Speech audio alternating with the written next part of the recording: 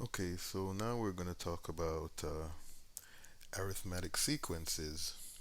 Now, for an arithmetic sequence, the difference between two consecutive terms is a constant, and that constant is called the common difference. The common difference. So, the nth term of an arithmetic sequence with first term a1 and common difference d is equal to, and here's the nth term, which is we call an, is a1, which is the first term, plus n minus 1 times the common difference d. So let's use that to work with this example here.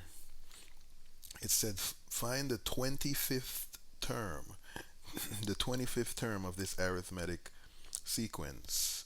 So they're asking me to find a25, the 25th term. All right, so I'm going to try to come up with an expression for the nth term, that function, and then just find out what the 25th term is. Well, to do that, let me see. There has to be a common difference. The difference between those two, 2 minus negative 4. 2 minus negative 4, that has a difference of 6. Let's see. 8 minus 2, that has a difference of 6. And 14 minus 8, that has a difference of 6. So this is an arithmetic sequence, and the common difference d is equal to 6. And just from observation, a1 is negative 4. So the nth term then, an, can be written as, by that formula, an is equal to a1 plus n minus 1 times d, which means it's equal to a1, which is negative 4, plus n minus 1 times the common difference, which is 6. 6. Okay, and actually we don't even need those second set of parentheses. So we can simplify this an by distributing to get negative 4 plus n, or plus 6n I should say, plus 6n minus 6 when you distribute, which says that an is equal to 6n, and those two make a minus 10. So we have 6n minus 10. All right. What we want is, they wanted us to find the 25th term. So I'm going to find the 25th term by just plugging 25 into this expression. So the 25th term, a25, is equal to 6 times n, which is 25, minus 10. Minus 10. That's 150 minus 10, 140. So the 25th term in this sequence, the 25th term in this sequence is 140. 25th term. All right.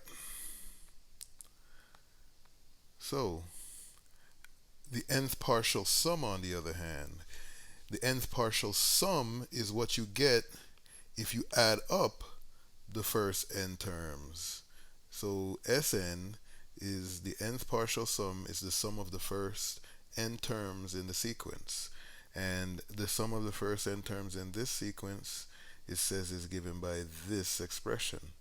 So if we know a1 and we know an, we can add those together and multiply by n over 2, and that will give us what we would get if we add up the first n terms in the sequence. So let's see. Here's an example. So look, it's the same sequence. So what they're saying now is, what would it equal if I took negative 4 plus 2 plus 8 plus 14 plus, and I did this all the way up to the 25th term, a25. And we already know that the 25th term is 140 based on the last example we did. So basically, what do we get if we add up all the numbers up to a25, which is 140? So what is this sum equal to? a1 plus a2 plus a3 plus a4 plus a25. What does that sum equal?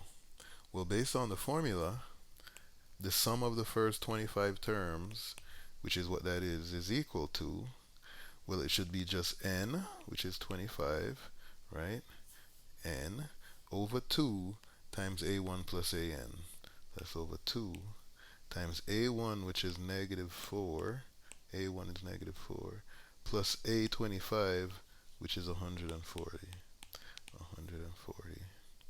So we get that this is equal to 12.5 times 136. So the sum of the first 25 terms seems to me to be, looks like 1700. 1700. 12.5 times 136. So